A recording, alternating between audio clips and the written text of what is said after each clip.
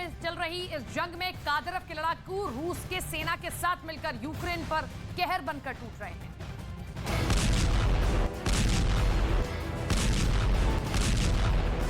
Putin के वफादार और चेचक कमांडर रमजान कादिरोव ने परमाणु युद्ध की धमकी देकर पूरी दुनिया की चिंता बढ़ा दी है।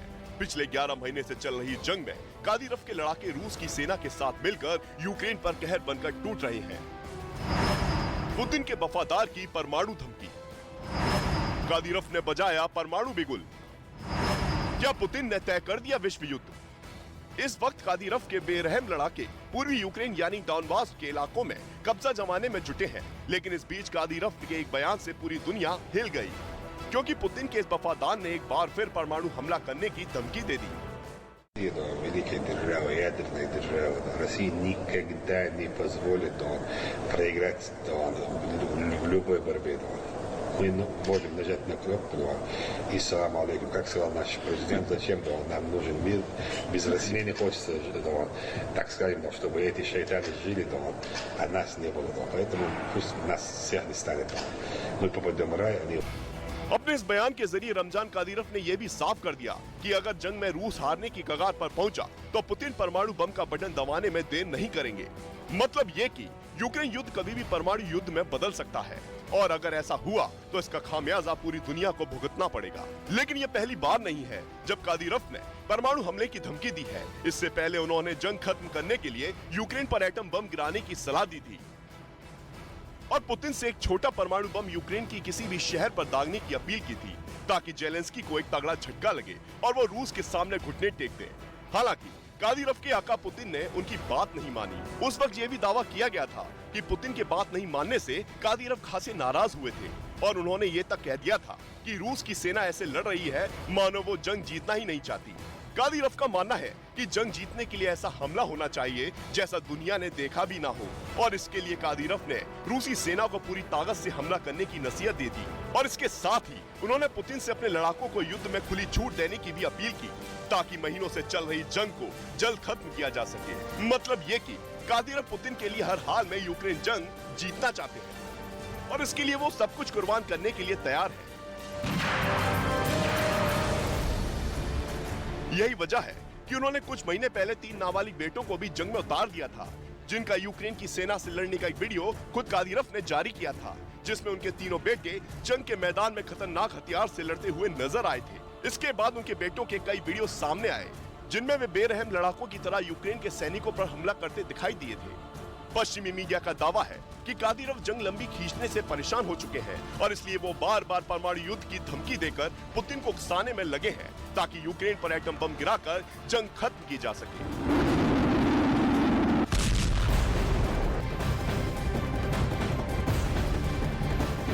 रूस और यूक्रेन की इस जंग में लगातार अमेरिका का नाम भी सामने आ रहा है और उसको लेकर भी कई बड़े दावे किए जा रहे हैं।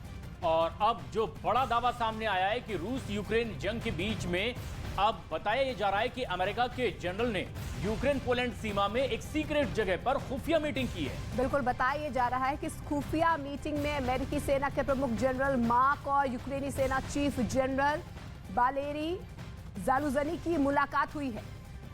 गुप्त जगह पर हुई इस मीटिंग में सोलेदार पर रूस का कब्जा हुआ है और निप्रो में रूस के घातक मिसाइल हमलों पर काफी विस्तार से बात हुई।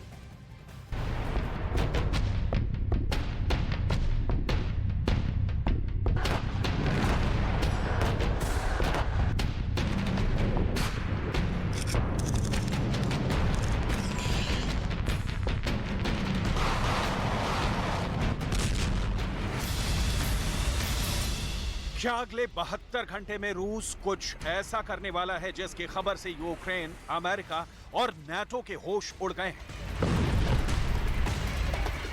क्या पश्चिम देशों के खुफिया एजेंसियों के दावे फेल हो रहे हैं, जिसमें दावा किया गया था कि रूस के पास हथियारों की भारी कमी हो गई है?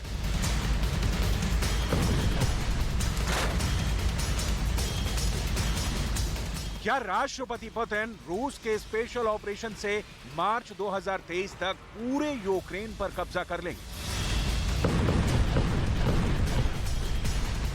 लगभग 11 महीने से चल रही जंग में क्या अब रूस युद्धपोत और पनडुब्बियों को तबाह करने वाली मिसाइलों से यूक्रेन पर खौफनाक हमले कर रहा है?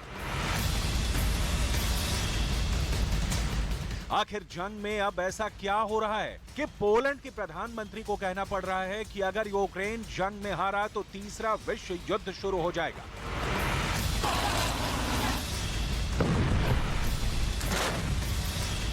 क्या पुतिन के खतरनाक इरादों से यूक्रेन और अमेरिका इतने ज्यादा घबरा गए हैं जिसकी वजह से यूक्रेन और अमेरिका के जनरल आपस में खुफिया मीटिंग करने के लिए मजबूर हो गए?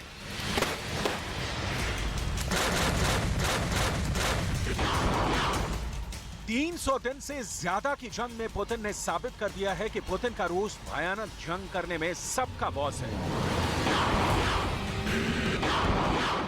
यूक्रेन को लग रहा था कि जंग में 1,10,000 से ज्यादा रूसी सैनिकों के मारे जाने के बाद पुतिन का रूस जंग हार जाएगा, लेकिन देखिए सिर्फ एक हफ्ते के अंदर जहां रूस ने यूक्रेन के सोलेदार में कब्जा कर लिया, तो वहीं यूक्रेन के पूर्वी शहरों को घातक मिसाइल हमलों से तबाह करके रख दिया। चाहे यूक्रेन का नेप्रो शहर हो या फिर कीव, रूस की मिसाइलों को ना तो यूक्रेन का डिफेंस सिस्टम रोक पाया और ना ही अमेरिका की घातक मिसाइल। एक हफ्ते में ही यूक्रेनी लोगों की चीखें निकलने लगी। अब यूक्रेन, नाटो और अमेरिका भी कहने लगे हैं कि रूस के घातक हमलों को रोकने के लिए यूक्रेन के पास हथियारों की भारी कमी है। यूक्रेन की जनता भी अब चीख कर सड़कों पर कह रही है कि यूक्रेन को बेहतर मिसाइल डिफेंस सिस्टम दो, लंबी दूरी की घातक मिसाइलें दो, वरना यूक्रेन रूस के हाथों बेमौत मारा जाएगा।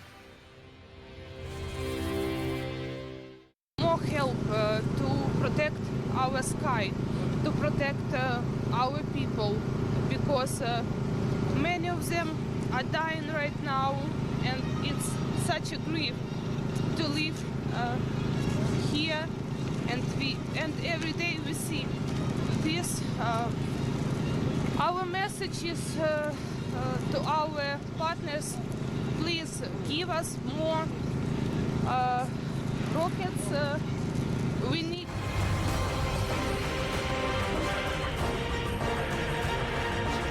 सोलेदार में रूस का खूनी हमला और कीव, नेप्रो पर रूस के घातक मिसाइल अटैक ने यूक्रेन की जनता में खौफ पैदा कर दिया है। राष्ट्रपति पुतिन भी यही चाहते हैं कि यूक्रेन की जनता को एहसास हो जाए, रूस हार नहीं रहा है बल्कि यूक्रेन को मार रहा है।